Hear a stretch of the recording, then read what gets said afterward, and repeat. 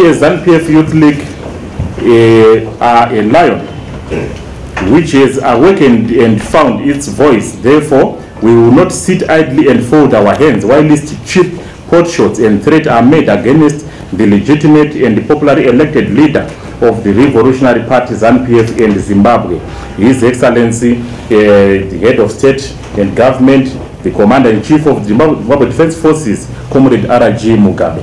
The selective reading of the Constitution of Zimbabwe by Comrade Chiwenga, whilst ignoring this important part, cannot go unchallenged, as well as the section 208/2, which makes the interference of armed forces in the civilian matters illegal.